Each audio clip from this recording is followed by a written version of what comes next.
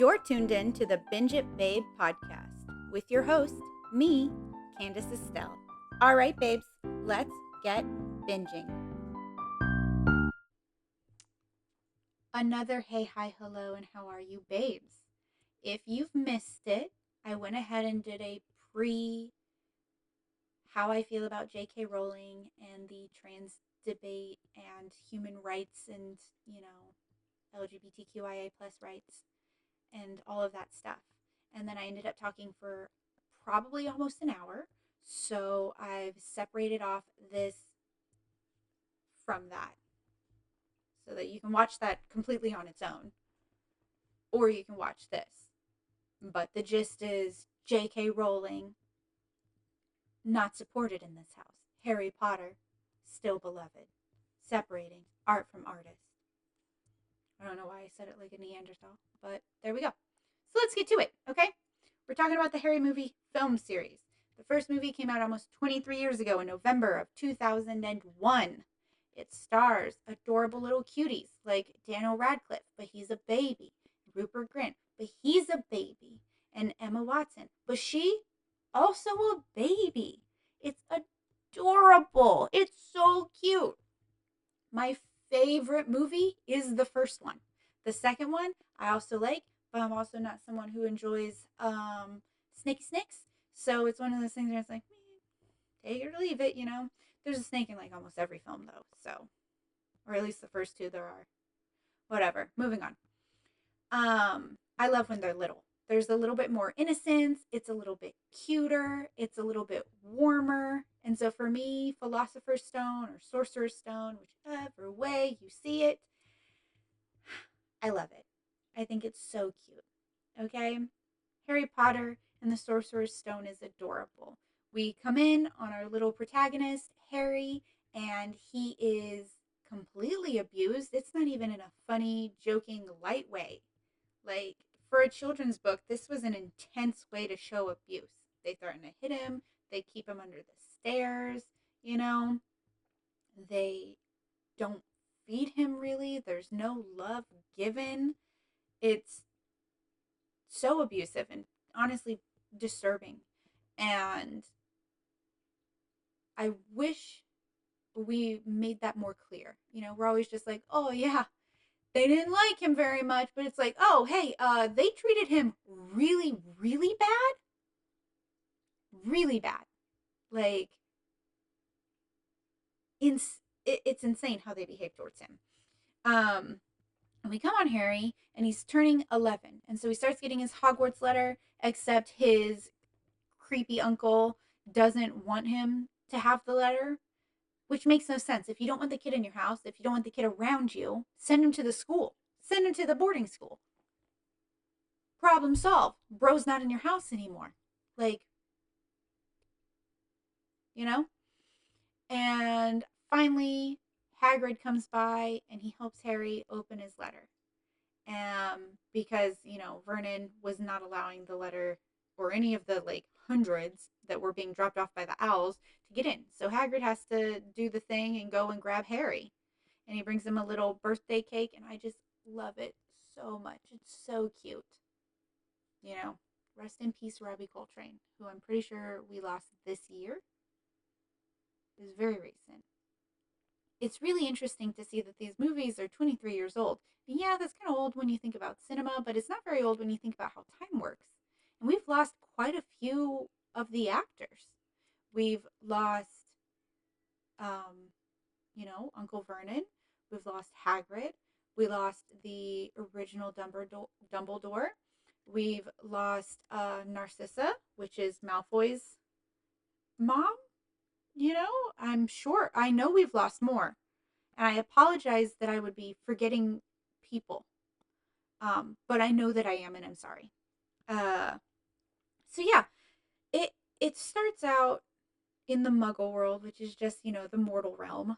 And him getting his letter, realizing that he's a wizard, realizing that his parents didn't just die in a car accident, but they died in a battle, and that the reason they died is to protect him. And that's also why he has the little lightning bolt scar on his head, which stings sometimes, And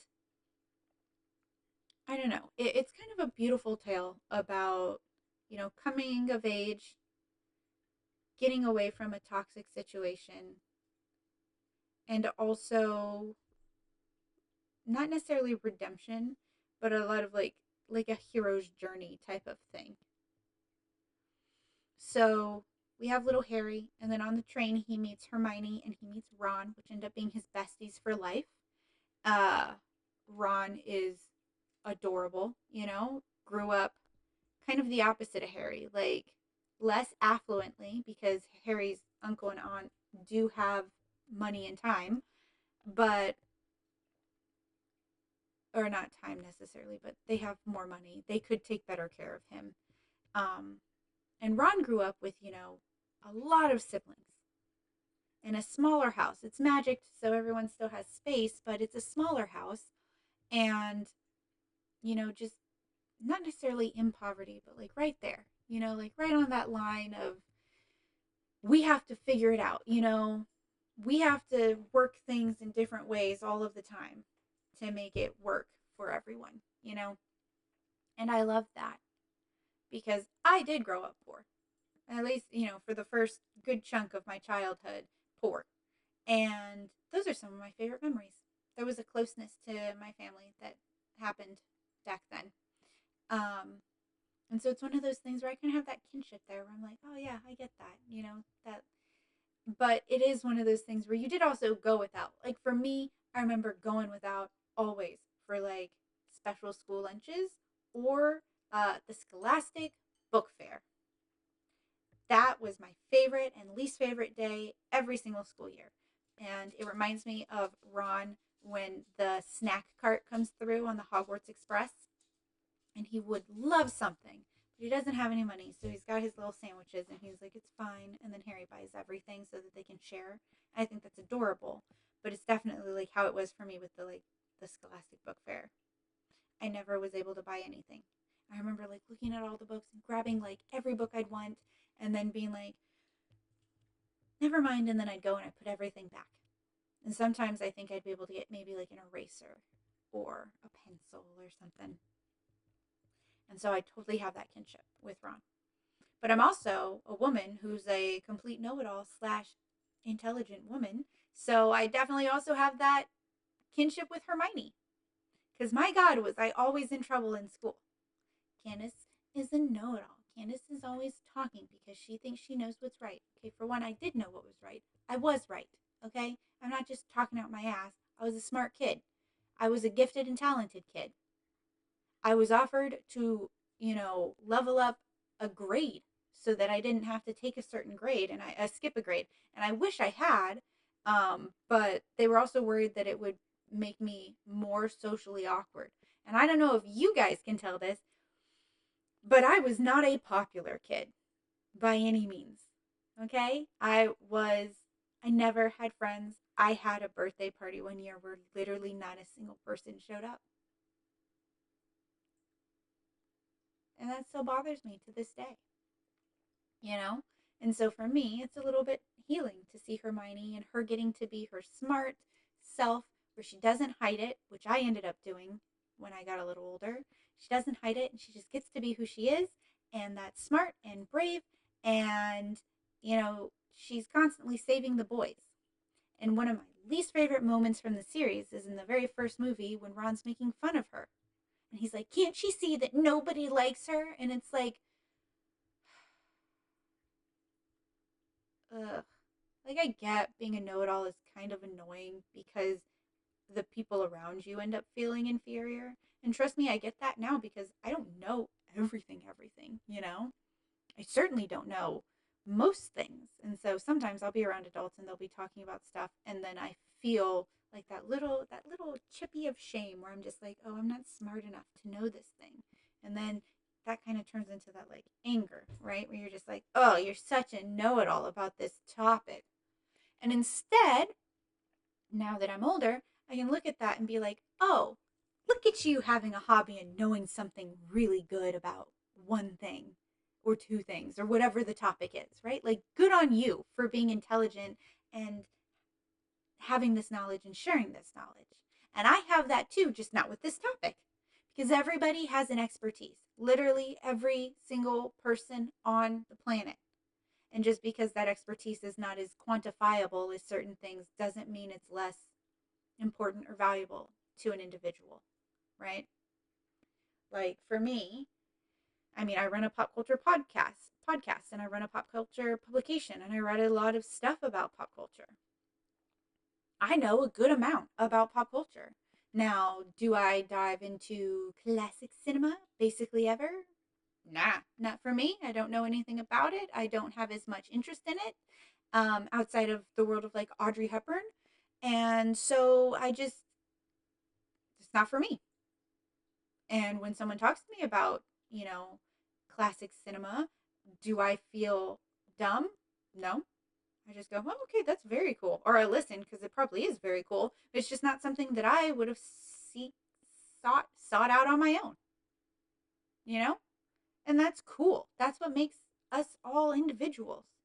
And so it always pisses me off when Ron's mean to her about her being a know it all and then she overhears him.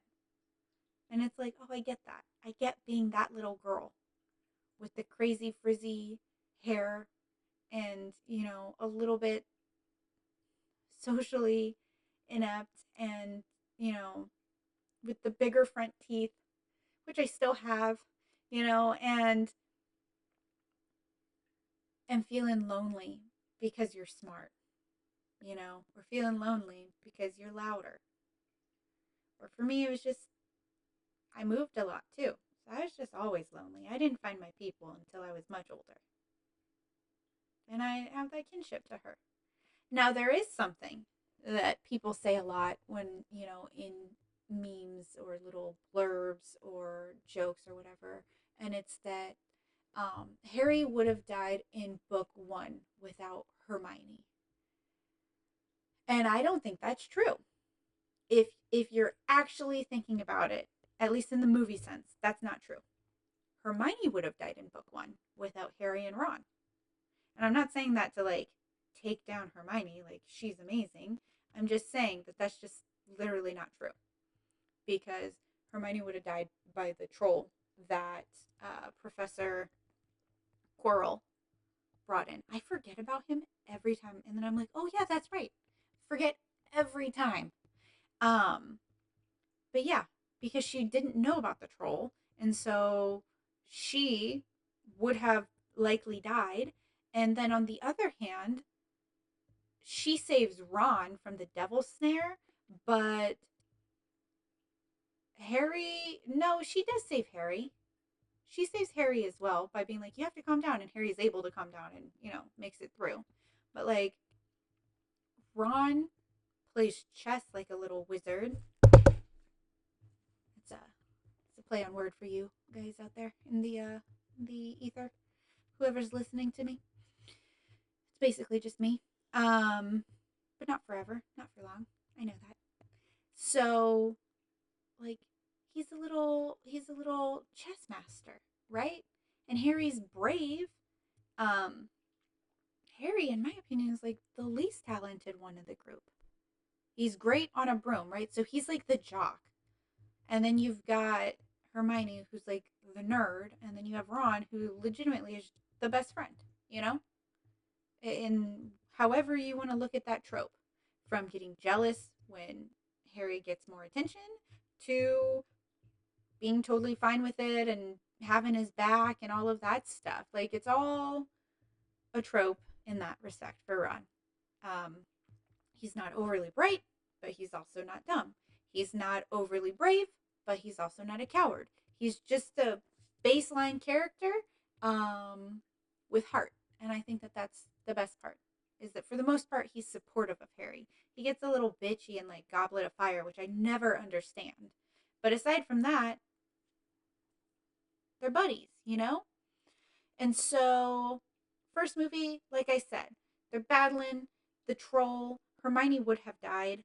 The boys would not have. But then they probably wouldn't have found anything else. Like, Fang noticed that um, he's guarding something when they first see him. They might not have noticed that because I know Hermione is who noticed that. My point is that though I think woman power, girl power, feminine power, however you want to put it, very important. Hermione, incredibly important to this story. Absolutely is the reason that the boys survived certain things. But they all bring that to the table in some respect. So we got to be, we have to notice that and be kind to everyone.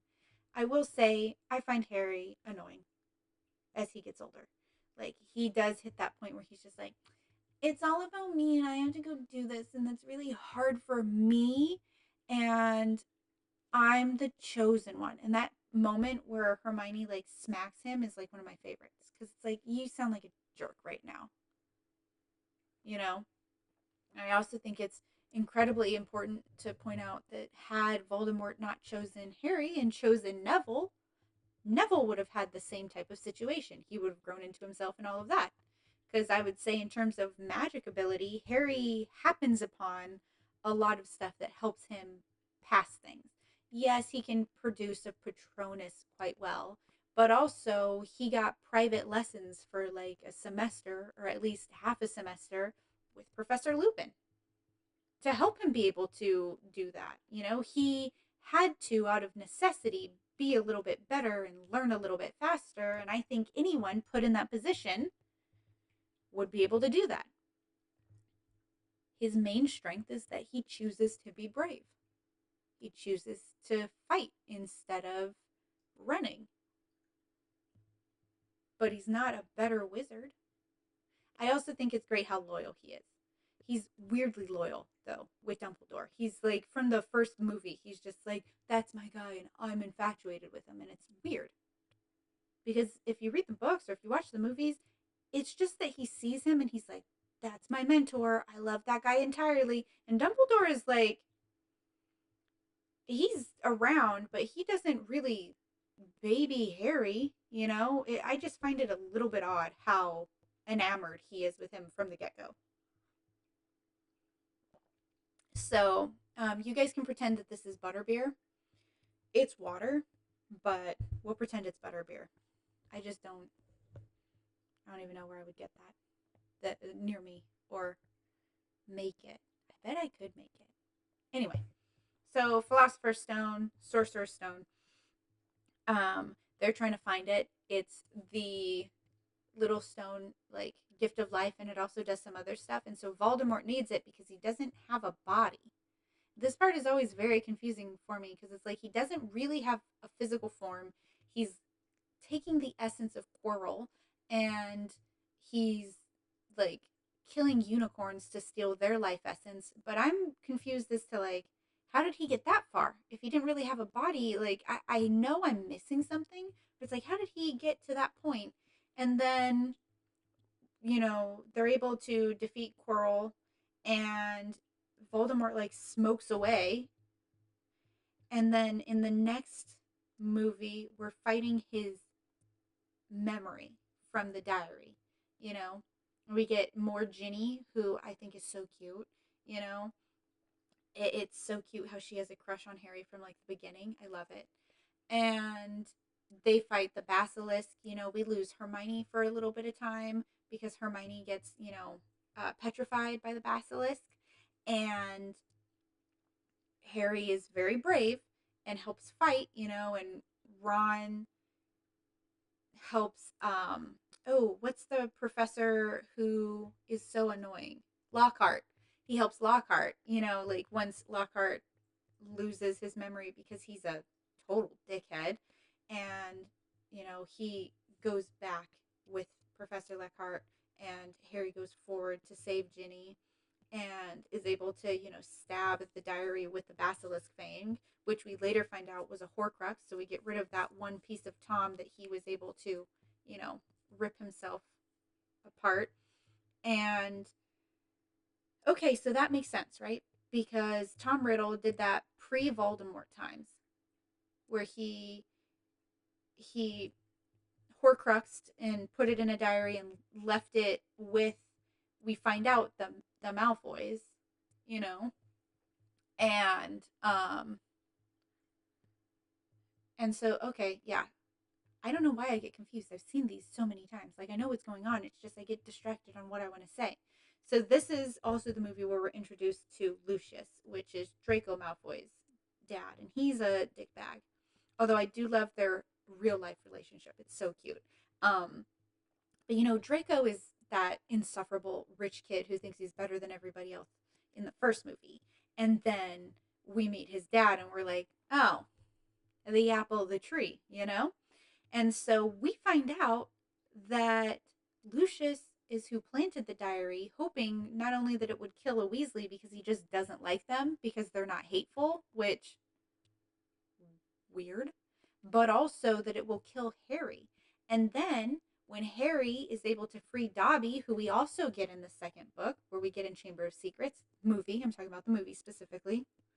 Um, we get Dobby, and Dobby is like one of my favorite characters. He's a little bit much in this movie. Like he's very like loud, but as soon as he's free and he gets to be a little just like, oh, I'm a goofy little elf, blah blah. Like I love it. But the first movie, he's very intense, and there's a lot of like him scream crying, which I get, but also it's just like, okay, wow, wow, okay. So when Harry is able to get him free by tricking Lucius into giving Dobby clothes, and then Lucius goes to do a killing curse on him, he rears up, and the words that coming out of his mouth are Avarda, which, if you know, that's the first part to like Avarda Kedavra, which is a killing curse. It's the killing curse. It's one of the three cursed spells. It's what Avarda Kedavra, Imperius, and Crucio. You know, those are the three bad boys. You're telling me that Lucius in the middle of the school was about to do that? And Dobby saves him because house elves have like a bananas level of magic, you know? And so I don't know how they got enslaved, but it's one of the reasons they are kept enslaved is because they'd be too powerful. And so Dobby's able to stop it. And now Dobby's a free agent. I think that's adorable. But like, my God, what a crazy thing to choose to put in the movie, because Lucius is going Avara, and then Dobby is like, no, no one hurts Harry Potter. That's a bad accent. And then he's like, Witcha! And that's a wand. And, you know, movie ends. But what? It's a big, big leap there for a character to just be like mean to a kid versus like, Harry Potter. Like, I don't know what that accent is either. My God, am I not great at accents, and also incredible. Um, okay, so now we're trucking along and we're going to the third one. And I can remember what the third one is. No problem, no problem. This is where I get muddy, and I know that that sounds stupid, but I always get confused about the next one. I'm actually going to look it up because I don't want to say it wrong. Like I know what they're all about. Um but I get these two mixed up because it goes um uh Prisoner of Azkaban. I confuse this title and Goblet all the time, and I don't know why. Prisoner of Azkaban is fun and I enjoy it, but the latter third of the movie, is my least favorite part of the series. Almost, I'd say it's second least favorite because I also find the beginning of Deathly Hollows, or the second one maybe, also boring as hell. But yes, so this is where we get introduced to Professor Lupin, who is a werewolf. Doesn't have any control when he changes on the full moon. And little Snapey has been making him potion since they were kids. And there's so many Easter eggs to the fact that Snape is at the very least an anti-hero, if not a good guy, because he's a dickhead, but he's still not a villain. He is not a bad guy. He is always protecting Harry. And the fact that Harry is always so mean to him anyway is bananas to me. For one, because if an adult was that rude to me as a child, I would be like, I'm sorry, like, what did I do? But Harry's always just like, this fucking guy, I don't like him. It's weird. And then in the first movie, Quirrell is literally like, oh, Snape doing his counter curse to keep you alive. Oh, and then Harry hears that, right? He hears that. Instead of going, oh, Snape tried to keep me alive. He's obviously not trying to hurt me. He's like, what? Why would he do that? And then the following movie, it's the same thing where he's just like, Snape is up to no good. Snape is, and it's like, why are you, why have you come to this assumption so early and just stick to this weird prejudice the whole time? Because every single time Snape is protecting Harry, he's doing it with attitude, but he's doing it and it's always really obvious, you know?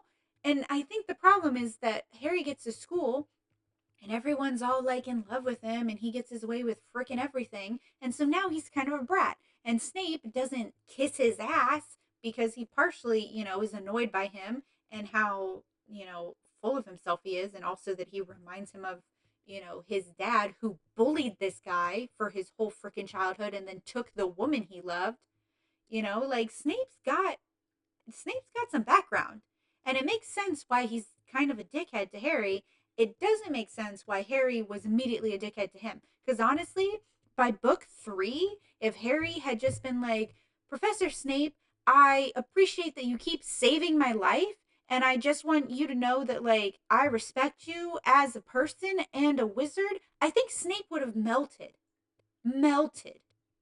But instead, Harry's always insolent. And it just drives me insane. Like, I don't know. For me, it's really frustrating because in the third one, who saves Harry again? Frickin' Snape. He realizes that the kids are out after dark. Also, Hermione's going bananas with her little timetable, time turner thing and like taking all those classes. Adorable. Burnout. That's how you burn out, Hermione. That's how you're a gifted and talented kid and then you don't finish college because you're too tired and you're done and things get harder. You gotta pace yourself, lady. Okay? You're 13. You're not even technically in high school yet. Just chill.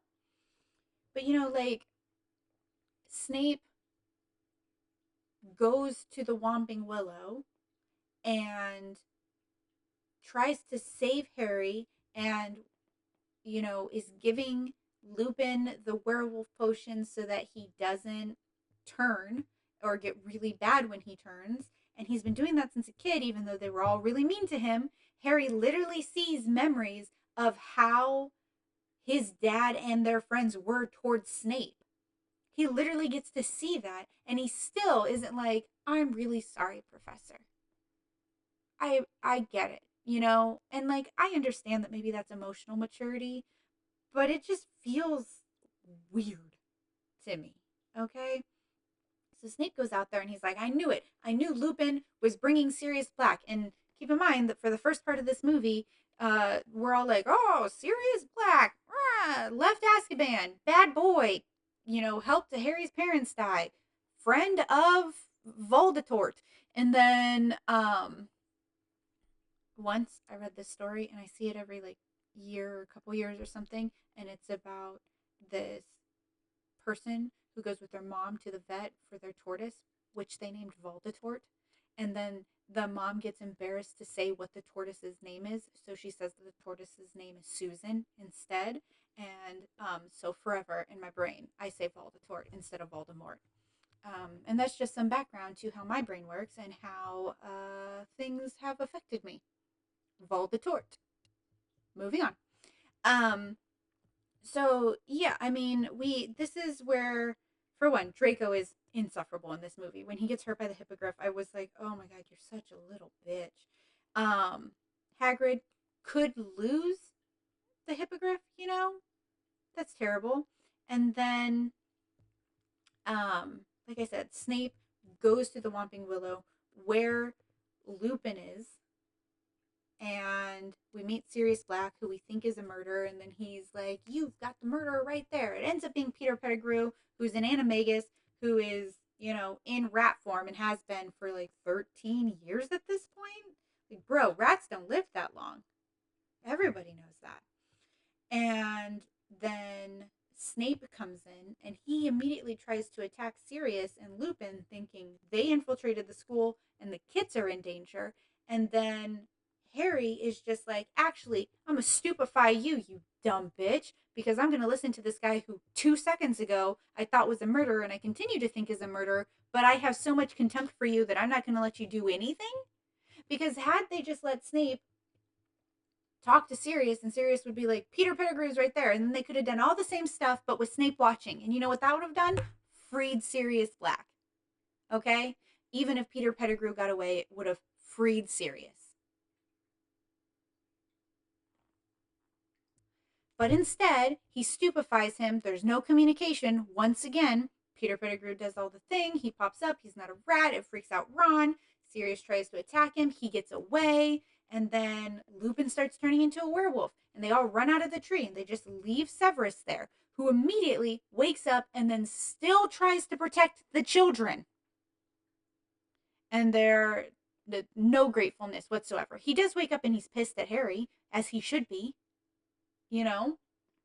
And then, you know, they do the time traveler thing, not with Ron, because Ron's hurt himself, but they travel back in time. They save the hippogriff, and then Buckbeak. They save the hippogriff from execution, which happened earlier in the day. So they're able to save them. They're able to save Sirius from the Dementors, which are all around the school, just being creepy as hell. You know, it's the worst part of prison is the Dementors. So it's me being prison Mike for a second, and if you don't get that reference, I won't explain it. Moving on. They help Lupin. They save Sirius. They save Buckbeak. And the reason I don't like the last third of this movie is just because of my impatience. And now that I've seen the movie so much, it feels like I'm watching it back to back, because they go back in time and they're doing a lot of the same stuff in the same area with the same storyline. So for me, it's like an extra 25 minutes where I'm like, oh my God, I gotta watch this again. I just watched this. So it's just that it's frustrating to me, a woman with ADHD. Is it frustrating to everyone? Probably not. Who's to say? It just is to me. But I find it annoying.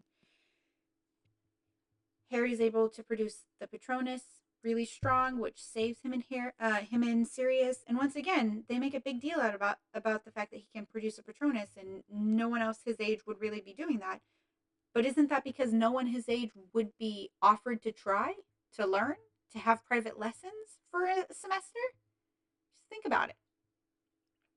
And that's okay. It's okay that the reason he's better with these magical defenses is because he's trained better, because, you know, that makes sense. But let's not pretend that it's just because he's better. No, he has more training. Okay?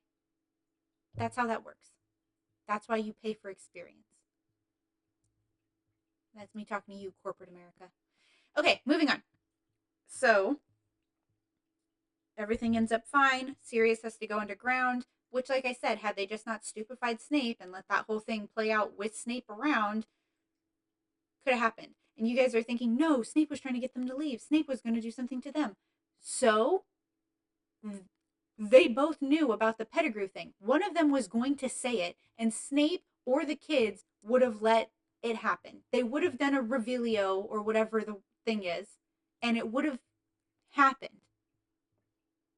So just like, you know, I don't know. So Snape is now very annoyed at Harry, more so than normal, because he's like, I know that you're up to something. And Lupin has to leave because now people are going to know he's a werewolf. By the way, Snape kept Lupin's secret, dropped hints so that the kids would know how to deal with the werewolf if they ever came across it, you know, for safety, but kept that guy's secret for like 20 years. And Lupin is one of my favorite side characters and is the only one who's like, look, we treated him really bad and you're also kind of not being nice to him, Harry, and he's done a lot for me.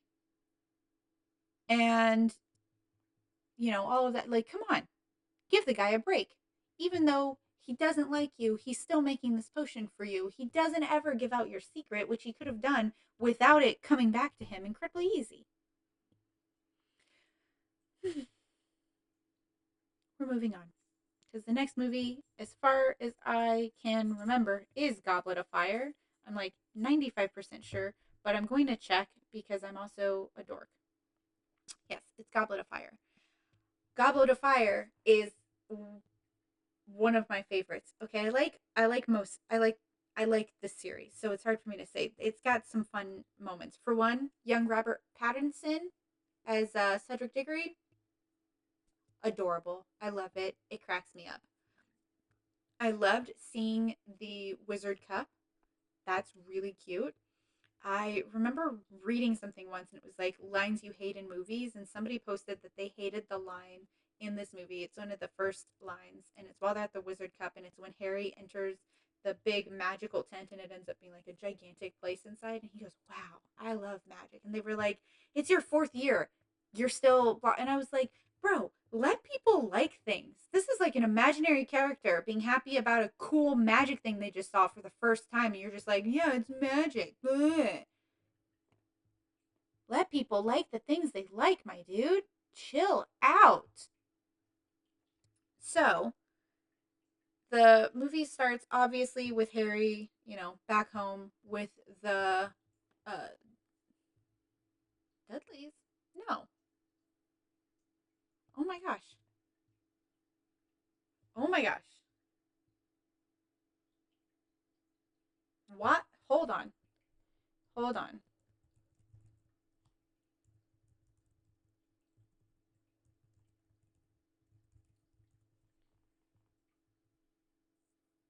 Dursleys. I had a legit brain fart where I couldn't put it together and I was melting into oblivion. The Dursleys. So he's with the Dursleys, and then um the Weasleys come by through the Flu Network, which is freaking chimneys and fireplaces. I think it's adorable. And they come by using magic to take him to the Wizard Cup, which is like a big sports Quidditch sporting event.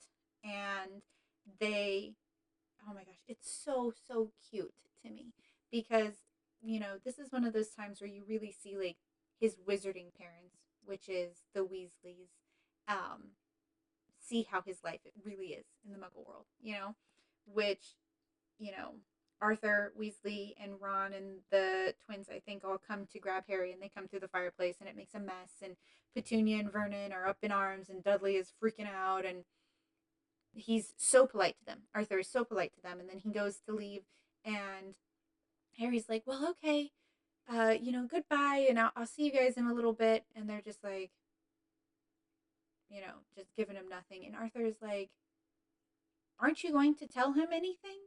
Goodbye? Like, you won't see him for a while. And they're just kind of looking like, so? And I just think I don't know. It's one of those moments where it really tugs at my heartstrings because Arthur is just like, how dare this injustice happen? And actually speaks out about it, which I think is lovely. And then he puts their house right and he leaves. And it's just, I enjoy it. They meet Cedric Diggory and his dad, and they have the little portkey, which is that little boot, which I think in the books they call it a manky boot, and I don't know why, but I love that manky. Um, they grab it, and it takes them to that magical spot. They do the tent. Harry loves magic, and then they're watching it, and something goes awry, and this is really where Death Eaters come out. Like in the series, and basically it's just followers of Voldemort. And in the previous book, I know that Voldemort is like about, but I don't really feel like he's a part of the story as much, right? It's mostly about finding Sirius, who ends up not being a bad guy, and then Peter Pettigrew being alive, who ends up being a bad guy. And so in this movie, we also see that like Peter is serving Voldemort, and here's where I'm really confused is I have to be forgetting something. Somebody tell me because my brain is having a time.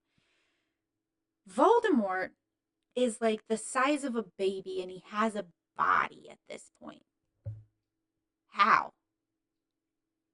Okay, where did that come from? He was smoke the last time I saw him, like him. Because when he was Tom, that's like an apparition in the second one. In the third one, like I said, I don't feel like he's really in anything. At no point should he have a body? Is that what? No, because he has the weird baby body at the beginning of the movie. Because I was thinking, is that what Peter cuts his hand off for in the graveyard? But I don't think so. I think that's to bring him into his adult human Ralph Fiennes form. Fiennes, his adult form. Um, yeah.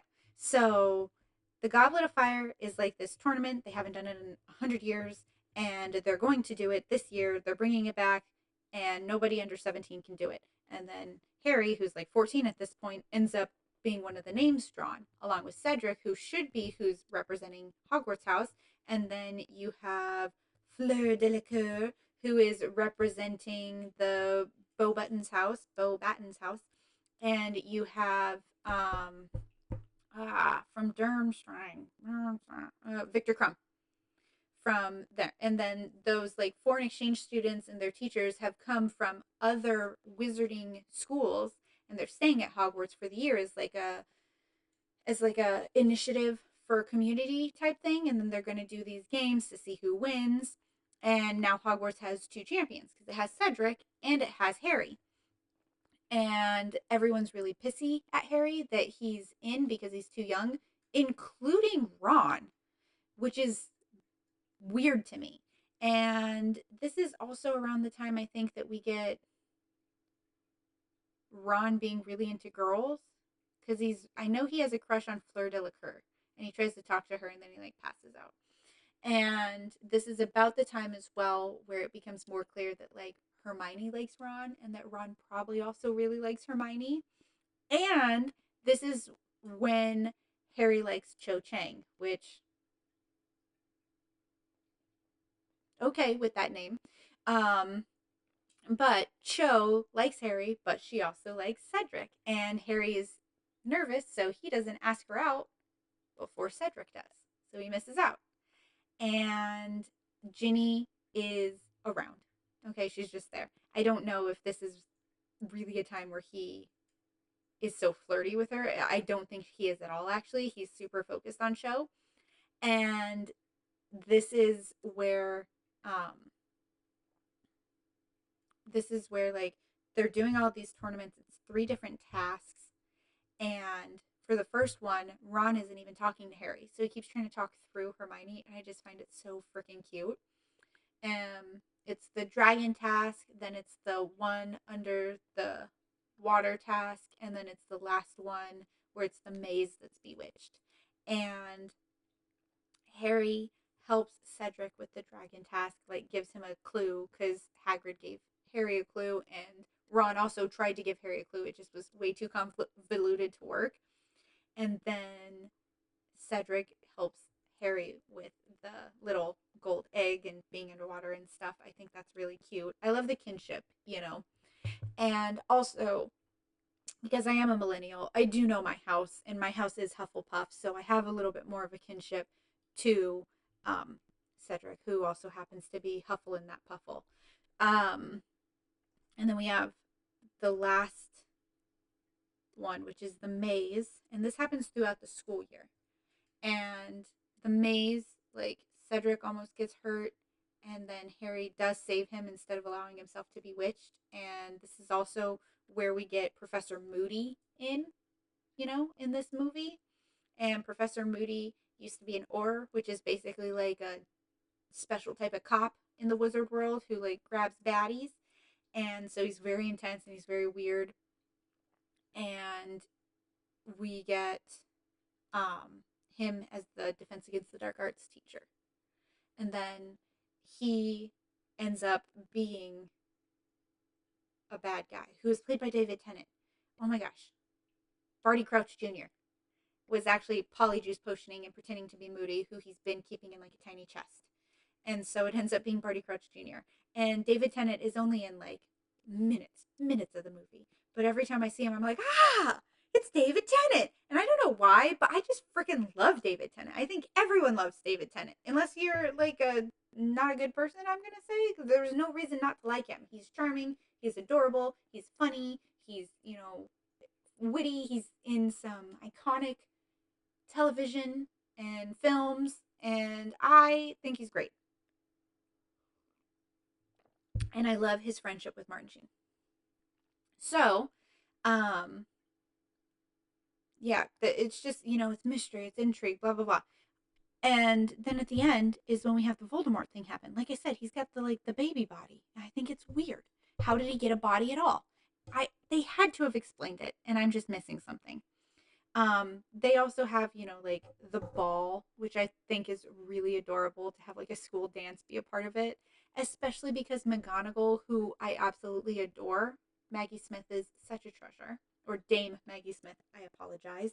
Um, Such a treasure. She's like a wonderful, through line in the films, and she teaches them how to dance, and I think that that is so cute. It's absolutely how it would be with like your favorite teacher, where you don't want to admit that that's your favorite teacher, but you're also not going to like say anything negative because she also kind of scares you, type of thing. I don't know. I just think it's really cute.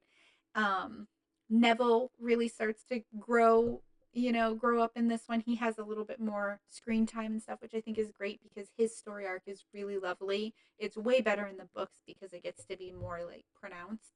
But Harry and Dumbledore's relationship is super weird because Harry keeps trying to be around Dumbledore, which has always bananas to me because Dumbledore never seems to be, around. But it's this movie, I'm pretty sure, where Dumbledore just like won't even mess with him. Is like ignoring him basically, like a mean girl. Um, it has to be this movie. Yeah, I'm pretty sure. This is also where we get Draco turned into a ferret and then like danced around in the air, which I don't know why, but it makes me just giggle that that is something that happens. Um, and like, what is he, transmogrified or something? It's a bananas word to say. It's the pinnacle, I think, for me, one of the movies, because all the characters have played it themselves for long enough that there's a strong, like, they know who they are, and that's where the nostalgia starts to come in, even when it's a newer thing, where it's like, all these people, Dumbledore, and Hagrid, and McGonagall and Harry and Hermione and Ron, and um Neville or Seamus. I don't know why, but his little bits always crack me up. I don't think we know Luna yet. I'm not positive. I'm not positive when Luna Lovegood becomes a part of the Harry Potter series. Um, yeah, no, that is the next book and movie. So we meet her afterwards. But like, she's one of my favorites. Okay. Oh yeah. No, that makes sense because of the horses, the dead horse thing. The Festrals. Okay, that's the next one. Okay. Ignore my weird rambling or enjoy it or hate it. I don't know. I don't care. Moving on. So that's that movie, except at the end, we have Harry and Cedric both touch the port key at the same time, because I wanted to both win instead of choosing who gets to win. And it's one of those things where it's like, damn, if you had just been selfish for a moment, Harry, we wouldn't have lost Cedric. It's not his fault, obviously. It's just a thought that I've had for like 15 years. No big deal. Um, so Harry and Cedric touch the trophy. It's a port key. It takes them to a graveyard, and there's Voldemort and there's Peter Pettigrew, and immediately they kill Cedric. And I was just like, whoa, what?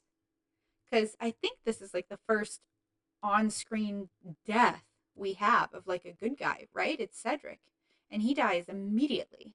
And I was just like, what the is happening? So we lose Cedric, and then we have like Peter cuts off his hand and he puts the baby in like a boiling cauldron. I don't remember. It's weird. And they take the blood from Harry, and they're doing this thing, and then bada bing, bada boom, you got a Voldemort. It's a Voldemort. It's a full grown one. And then all of the Death Eaters come, and they're gonna do like a showdown, like a, and then you know Harry is using his wand, and it's showing people who he's lost, and like I think it's his mom and his dad and Cedric pop up, and Cedric's like, "Please take my body back with you. Tell my father what happened. Thank you so much."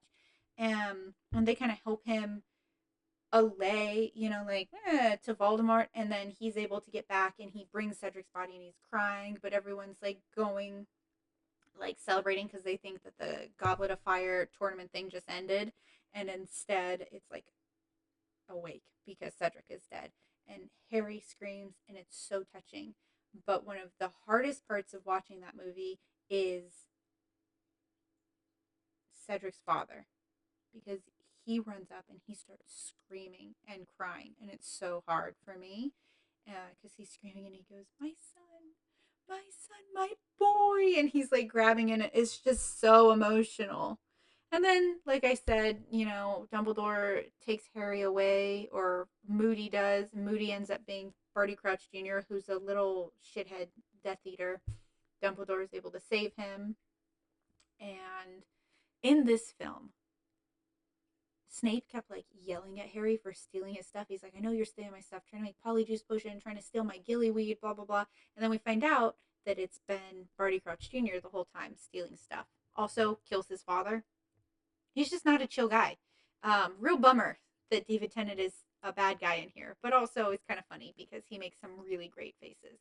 And we see, some of the trials from when Voldemort had like blipped out and left all of his followers behind. We see the guy, the main, the headmaster of Durmstrang, like he was a Death Eater. Snape was a Death Eater. I think this is when that's revealed. We see Barty Crouch's, you know, like junior trial, because Barty Crouch is part of the Ministry of Magic. So we see all of that kind of unfolding through memories. And I don't know. I like it. It's one of my favorites. However, one of my absolute favorite characters is Luna. So her coming up in the next book or movie, we're talking about the movie still, is one of like the best parts, because the next one is Order of the Phoenix. And I don't know why I forget about this every single time. I like in my brain I confound it with Goblet and Half-Blood Prince. I forget that it exists, and it does. This one is where Dumbledore is really a cold. See, I confound. This one's where he's really cold towards Harry and like tries to stay away from him, and Harry can't get his attention. And Dumbledore's doing it to protect Harry, and Harry just is very confused. And this is also where Harry tries to date Cho again. And she's dealing with a lot of emotions because she was dating Cedric, who is now dead. And he gets kind of annoyed with her because he's like, "Why is she crying?" And Hermione's like, "Because who she was dating is dead, and now she's trying to move on, and she feels guilty. Duh." And she's just like, "Yeah, actually, that is a duh. Okay? Like, you're 15 at this point." They put together the Order of the Phoenix, which is just students. That's why. That's why I forget about this freaking movie, because I hate it.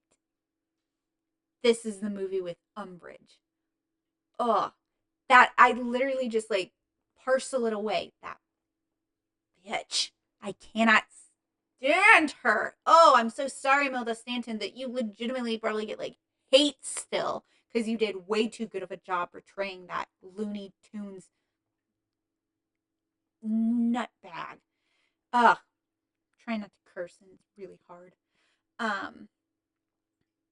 Yeah, we get Umbridge. She's from the Ministry of Magic. She sucks.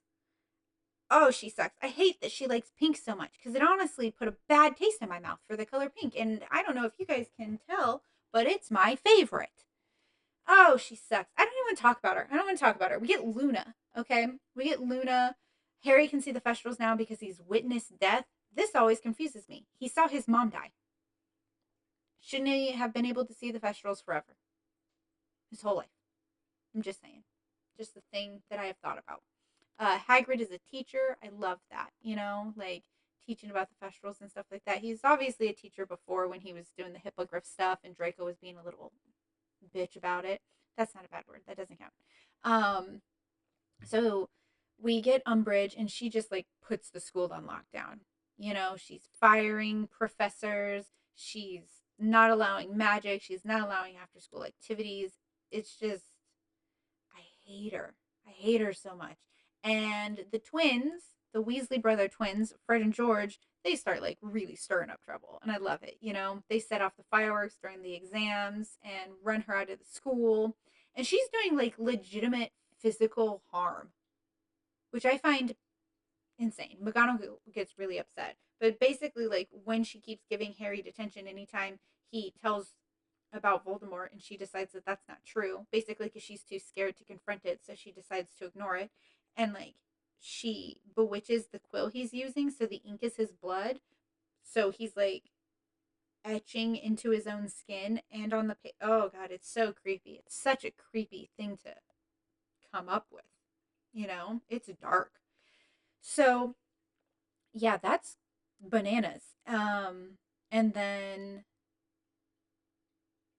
they go into the forest at one point, Harry, and they see Ferenz, which is like one of the centaurs, and he's like, "Oh, you're almost an adult. Like, you need to not be coming into our area. It's not safe." And but he knows him, so he's still friendly enough. And then Umbridge gets taken out into the woods because Hermione is going to take him to Hagrid's half giant brother, because Hagrid had to leave and has been looking for the giants and trying to like parlay because Dumbledore asked him to, so he's barely in this movie. He's gone for a long time. And then as soon as he is back, like Umbridge basically tries to sack him and I think even put him in Azkaban. I'm not positive. Dumbledore has to leave because, she's trying to take over his position. It's a mess.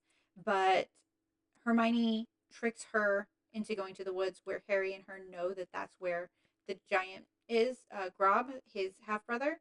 And so Grob is like out there, scares the crap out of her. And then the centaurs come and she gets taken by the centaurs because of how she's behaving. Um, and then she's like, Harry, tell them I mean no harm. And he's like, sorry, I can't lie. Later, skater. And she gets taken away, which I love. And then what is the Valdi angle in this movie? Because I feel like mostly the bad guy is Umbridge. It's the not allowing information to be passed kind of thing. And I don't feel like Voldemort actually even makes much of like an entrance in this movie. Like in any way. Uh, I know. I know he's around, obviously. I don't think he's really a thing. Sirius is a thing, and that's really good. But for the most part, they're fighting, um, and they're learning how to fight in the Order of the Phoenix, which is called, Dumbledore's army. They're learning how to fight secretly in like a little club, like him and Harry, or him and Hermione and Ron, and like Luna and Neville and Cho. They're all learning, to Patronus and to Stupefy and to do all of these defensive charms that Harry has already learned because he keeps being in dangerous positions and having to learn. And then at the end, we find out about like the prophecy that Harry is supposed to defeat Voldemort or Voldemort will kill Harry. Only one can exist, basically. Um, and then, you know, yeah, okay. So the part where Voldemort comes in is the end. And that is when like Harry keeps having these visions and he's seeing into Voldemort's mind, and then Snape is trying to teach him occlumency and Harry's just being a little shit because he's not learning it, and Snape is getting frustrated and he's really mean to Snape and it's just so annoying. um and occlumency is basically just the act of like being able to shield your mind so that Voldemort can't read Harry's mind, because Harry's able to like see what's going on with Voldemort. Like at one point, Arthur gets attacked, and Harry feels it and is able to save his life by telling someone else. And then he sees him attacking, I want to say Sirius, or like being in the Ministry of Magic. And then we find out that it's the Death Eaters kind of lured him there because they have now realized that Harry is able to, like tap into Voldemort. And they're trying to trap him there, but they're also trying to find the prophecy that's about Harry. And only the person that it's about can find their own prophecy. And so they need him. And he finds it. He ends up breaking it, which is excellent. And then there's a huge fight. And Sirius is there, and Lupin is there, and they're fighting. And there's this really heartbreaking part of this book for me is Sirius has been like locked up. He's either in Azkaban or he's been stuck in his house because he can't really go anywhere, because he's an outlaw. And he also basically, his life just kind of ended when he got, sent to prison. Like nothing's progressed. So for him, James, which is Harry's father and one of Sirius's best friends, like he's dead, but like his life hasn't really happened without James in it. So at one point, Harry and Sirius are fighting, and they're doing really good. And I like Gary Oldman, who plays Sirius Black, does such a good job. And I know that he's not impressed with his work, but like I think he does a great job. And at one point, he's like, "There you go, James, great job." And I remember thinking like, oh, because it stuns Harry a second because he realizes that that's kind of what Sirius sees him as is James still. And then Sirius like gets hit and his soul goes into the veil and he dies. And I was like, oh my god, like so bummed out because I think that's the second person we really see get taken, right? We lose Cedric in the last one, and now we lost Sirius, and that is Sirius. And now Harry's like completely despondent and he's super distressed. And that's like the end. Like Voldemort and Harry fight, and Dumbledore shows up, and he's like, "Harry, don't lose yourself. Don't do this," because Harry's about to Avada Kedavra him out of anger. And he chooses not to, and then everything kind of ends, and the Ministry shows up and sees Voldemort, and now they can no longer deny that he is back, which is what they've been doing this whole movie, which is so annoying. And why they brought in Umbridge was to like shut down any of those rumors. Now they see that he's back. They recognize like, oh, I can no longer lie about this, or not even lie, but I can't lie to myself about this. He is here.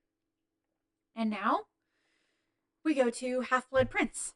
Half-Blood Prince is like a top one for me because I don't really like Deathly Hallows, either of them. I think they're a little meh. Half-Blood Prince is really good. Okay, it is really good. This is like Draco has gone to the dark side because he has to. His parents raised him that way. That's what he's expected to do.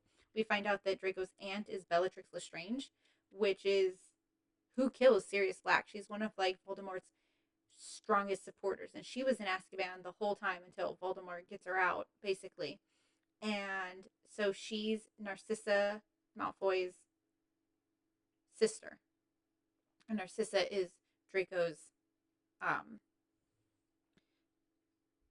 mother. I forgot the word for a second. So Bellatrix is also who took Neville's parents and made them go crazy, and that's why Neville grew up with like his grandmother, because they're in an institution because they've lost their minds. I think she does the Imperio or the Cruciatus Curse to them. So she sucks. She's played by Helena Bonham Carter, who does a great job. It's just that like she's a bananas character. Love her as a character. She does a really good job, but like such a bad guy, right? And so Half-Blood Prince I really love because we also kind of, at this point, we don't know if Snape is a good or bad guy all of a sudden. Because we see him make a vow to keep Draco safe no matter what to Narcissa, like an unbreakable vow. And then we find out that Draco's tasked with killing Dumbledore by Voldemort. And then that's a big freaking deal. And now Snape is the Defense Against the Dark Arts teacher, which he's never gotten to be. And Dumbledore, like, has an injury on his hand. And this is where Dumbledore finally actually talks about Horcruxes and what he thought they were. And this is where Professor Slughorn comes into play, which Harry and Dumbledore grab him at the very beginning of the um, of the movie and convince him to come back to Hogwarts. And we find out that Slughorn, who's a potions master, is really passionate about having like stars under his belt, basically. Like he's a star effer, but for children, where he's like, they're going to be a big deal one day, and I'm going to say that I'm who taught them, kind of deal. And so he finds out that Harry could be his student, and that's how they get him back. And Slughorn also used to teach Voldemort when he was still Tom Riddle, and that's why Dumbledore wants him back in the school, because he knows that Voldemort wants him, because Voldemort kind of respects him because he was a good teacher, and taught him a lot. But also, I think it's because he always denied Tom. He was like, "Oh no, thanks," And so Tom, I think, kind of, I don't know why he wants him. Um, and Slughorn is who taught Tom Riddle, who becomes Voldemort, taught him about Horcruxes, because Tom kind of reads it in a book he's not supposed to see, and then Slughorn explains it to him. And then it's like, but it doesn't really matter, like this isn't magic we would ever use. And then bada bing, bada boom, that is exactly the type of magic that Voldemort uses. It's really bad. Obviously, it's straight up. You have to murder someone and then attach your soul, and the lost soul is like payment to an item, and that keeps you alive even if you have no form. So, um, this is where Dumbledore and Harry start going on trips to try to find and destroy Horcruxes. Because if the Horcruxes still exist, and even if they destroy Voldemort's form as he's in now, he won't actually die. Um, and Dumbledore's obviously gotten to one because it's cursed his hand, and we don't find that out till the end. But Harry is in Slughorn's class, and he doesn't have a book, and he gets a used book from the Half-Blood Prince, who we later find out is Snape. And Snape is really smart, really good, so he has adjusted the potions that are in the book to actually work properly. And that allows Harry to be a star in the class, which really makes Slughorn happy, because Lily, who is Harry's mother, was one of his favorite students because she was so bright. And so it also allows Harry to get the information about Horcruxes from Slughorn. And then, like, Draco keeps trying to, like, curse Dumbledore, but it's all really half-hearted measures, so he ends up hurting, like, Katie Bell and someone else, and almost kills Ron, because Ron has a love spell on him, and Harry takes him to Slughorn, and Slughorn gives him a drink, and that was poisoned, and so Ron almost dies. They use a Bezoar, they save his life, and then we find out that it was like Draco, and Draco doesn't actually want to murder, but he has to, and so he's trying to do his best because he's chosen. And they've been using the cabinets that are basically like portals between there and one of the stores that's like not in Diagon Alley, but it's like the dark version of that. Fluorescent blots or something. I don't know. Draco's trying to be bad, but he's not good at being bad. And then, um, yeah, Harry keeps trying to stop him, but they can't find him because he's hiding in the Room of Requirement, which is like where Harry and the gang hid in the last movie to practice in Dumbledore's army. So they are never finding Draco, and Draco's half-heartedly doing all of these measures, and then Harry's able to kind of like fight him, and he almost curses him with a Half-Blood Prince curse, or he does, and it hurts him really bad. And then Snape comes in and grabs Draco and is trying to, save his life. And then Harry and Snape kind of get into it, and they're no, yeah, Snape just gets after him, and then Harry goes with Dumbledore to go get one of the Horcruxes, which after they do all of this work and Dumbledore almost dies, they find out not even a real Horcrux anymore. It's already been defeated by someone else that we find out about later. And Remus Black, Sirius's brother. Um, and so Dumbledore then hears someone coming when they like come back to the school because Death Eaters got in somehow. Draco let them in, and he sees Snape, and then you hear Dumbledore go like, "Snape, please," and then Snape kills him. But Dumbledore had like silenced Harry and put him and hit him, so Harry can't do anything. He's like stuck, and Snape leaves, and Harry goes and sees Dumbledore is dead, and then he chases Snape and he tries to curse him and he tries to use one of his own spells against him, and Snape is able to like he just keeps deflecting, and Harry's like, fight me, why won't you fight me? And it's like, because, you little idiot, he has saved your stupid life always. He's never actually hurt you. He's just rude to you. It's not the same thing. He's not going to start hurting you now, you little asshole. And so he tries to curse him, and Snape's like, "You're going to use my own potion?" He's like, "That's right. I'm the half-blood prince." And it's like, and then Snape leaves. And then Harry leaves. And that's it. I'm pretty sure. I can almost guarantee I'm forgetting details and stuff, but you get the gist. Now we're going to hit up the Deathly Hallows, part 1, part 2. I'm combining them. I'm combining all of this, and I'm talking way too long and for way too much, but whatever. Here's where we live. So, Deathly Hallows is the final, it's the conclusion part of this. And we see, like, Harry and Hermione and Ron aren't going back to school. They're searching for the Horcruxes. They talk to the Minister of Magic, who hands him like stuff that Dumbledore left when he died, and this is where Voldemort basically is almost completely back to power.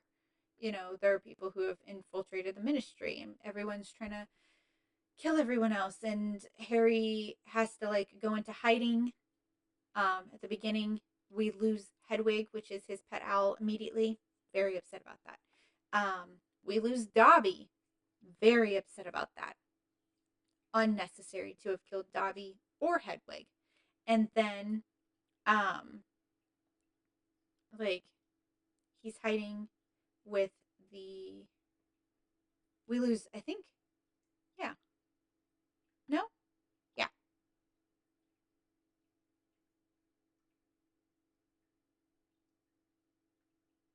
I think we lose Moody right away, too. In the very first fight. And then Harry, Hermione, and Ron are at Ron's older brother's wedding. He's marrying Fleur Delacour, Bill. Bill got bit by Fenrir Greyback, which is like a werewolf, and so he's also a werewolf and has like been scarred up and stuff like that. And Fleur still loves him, which I think is really adorable, and perfect. And they're at the wedding, and then they're like almost, I think something dangerous happens. They have to leave and they disappear, and then they're just they almost get attacked, and they're chilling in the woods now. And they've splinched themselves while they're traveling. So Ron gets hurt basically, and they can't travel anymore. So they have to make camp, and they're hiding out. And they've got a Horcrux with them, and the Horcrux is like making them really mean and angry because it's evil magic, and so whoever's holding onto it all of a sudden gets really mean. So they have to keep taking taking, oh my gosh, turns. And then at one point Ron has it, and he sees Harry and Hermione like dancing together, and he gets really jealous because he likes Hermione. It's really obvious at this point. Harry's with Ginny, except he's not because he has to go be a hero. But like everyone's with everyone already at this point. And so Ron kind of like throws a huge fit, and he throws the Horcrux down, and then he leaves their little protective bubble, which is making them invisible. So as soon as he leaves, they can't find him, and he can't find them. And so he ends up being gone for a little while, and they finally are able to like kill that Horcrux by stabbing it with the blade of Gryffindor, which had appeared to Harry in a lake, and and he almost drowned trying to get it because the Horcrux tried to drown him, and Ron saves his life because he's now outside of that protective bubble, and Ron's like, I saw you, and I kind of hurt, and blah blah blah. So they're back together. It's great. They're defeating Horcruxes left and right, and then they learn about the Deathly Hollows, which is these 3 items that Death bestowed upon these brothers, and it's the most powerful wand, the Elder Wand. It's the Cloak of Invisibility, which Harry happens to already have and has had for like the entire series. I think he gets it in book 1 or movie 1. And then it is the is it the Philosopher's Stone? The Stone of Eternal Life? Yeah. And so if you have all 3 of those, you can successfully like the Resurrection Stone. That's what it is. And that's how you can defeat death. And so they realize that Voldemort is like looking for the wand, which happens to be Dumbledore's wand, and he was buried with it. And so that's, he's trying to figure out a wand that will make him the most powerful, because Lucius's wand is not working for him, and his own wand is broken. Like I think Harry and him, when they were fighting, it broke. So he goes to use the Elder Wand. The gang has destroyed all of the Horcruxes except Nagini, which is Voldemort's pet snake. Neville is who beheads her, which I think is really great. And I'm pretty sure he's also who defeats Bellatrix, which is very important because his parents were left incapacitated by Bellatrix. So yeah, they do all of the like the soul searching, blah blah blah. It's a lot of lore. It's fine. It's whatever. And then they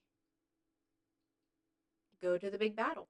They're ready to fight, and Harry's going to like give himself up so that nobody else dies.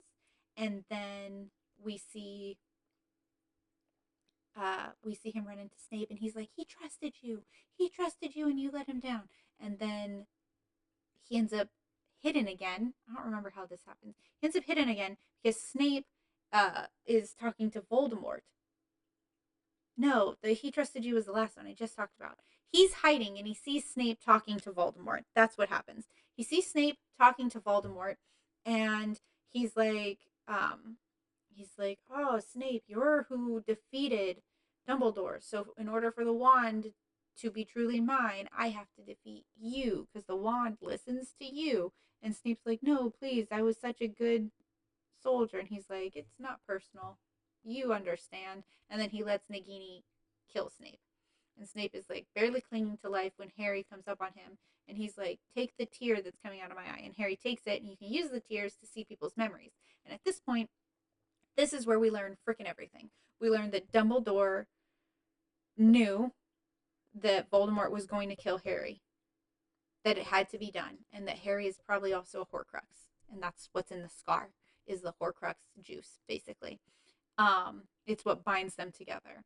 And so in order for Voldemort to die, Harry must die because Harry's a Horcrux.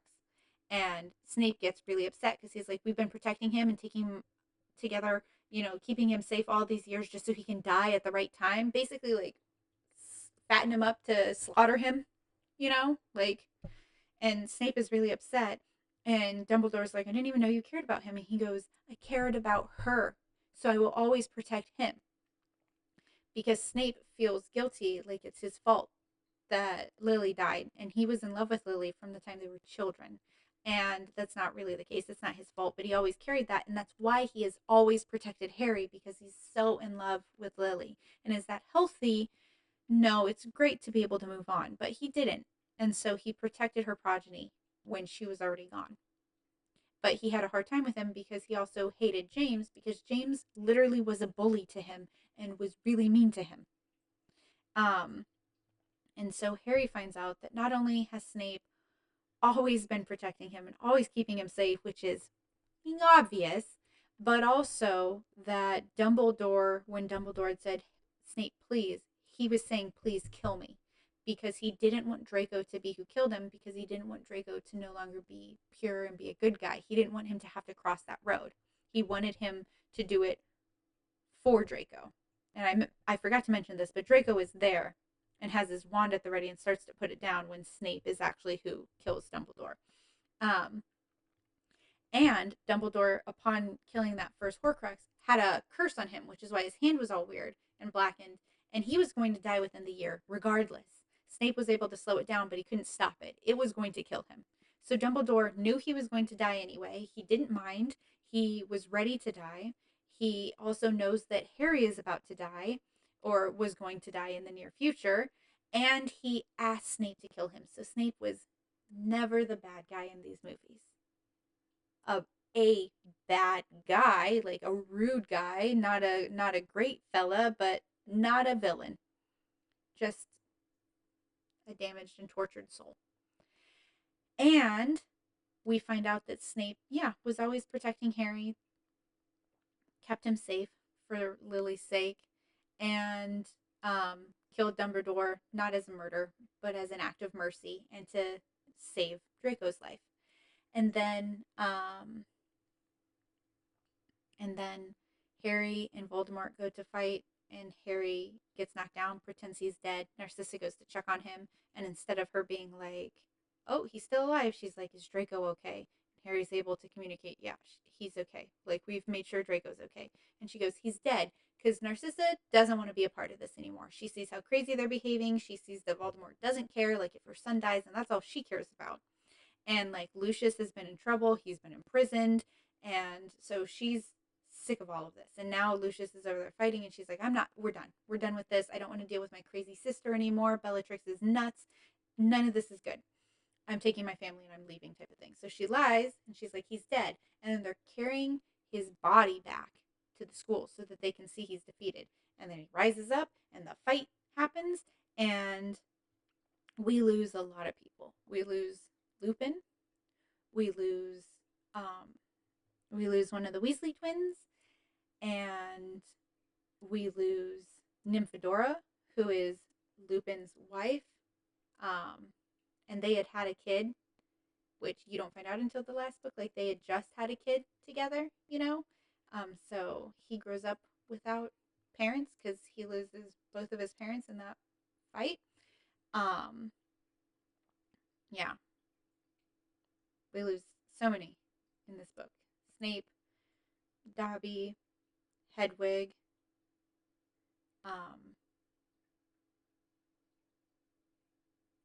we lose a twin, we lose Nymphadora, or Tonks. That's what she prefers. We lose Lupin. I know we lose more people, obviously, but those are like the big, big ones, I think. And then Harry's able to finally defeat Snape in it, or not Snape, Voldemort, and it kills him, and it kills Voldemort basically, and Harry ends up in the afterlife with this like little baby alien version of Voldemort sitting there, and Dumbledore is there, and he goes, "Am I dead?" And he goes, "You are. You don't have to be. Like, you don't have to stay dead," pretty much, type of thing. He's like, "You killed that piece of Voldemort, and that's the only thing that was keeping him to the mortal realm, basically." And that's, maybe this part happened and then they do the big fight. Who cares? So that's how they get rid of the Horcrux. Harry is alive. He grabs Voldemort, and then they like go over the side of the bridge at Hogwarts that they're on, and they're like fighting and stuff. And Harry defeats Voldemort. Evil loses. Before that happens, the Malfoys all leave, which I think is funny. Not Bellatrix, but she's the Lestrange at this point. Evil loses. Good triumphs.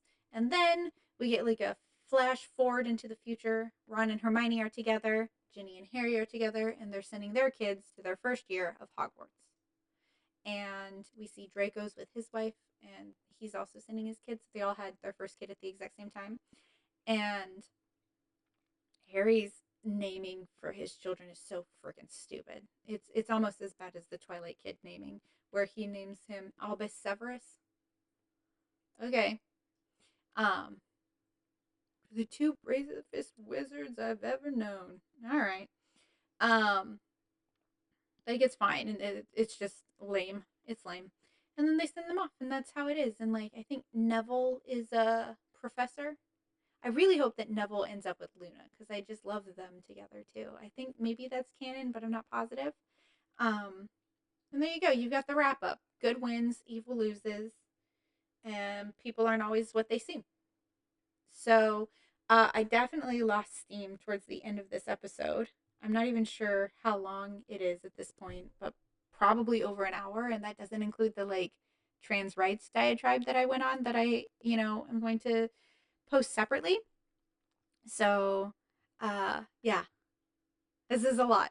This is a lot. I'm tired and it's only week one, but we're going to keep going, guys, because, I do this for you. A little bit for me, but also for you. I hope you enjoy it.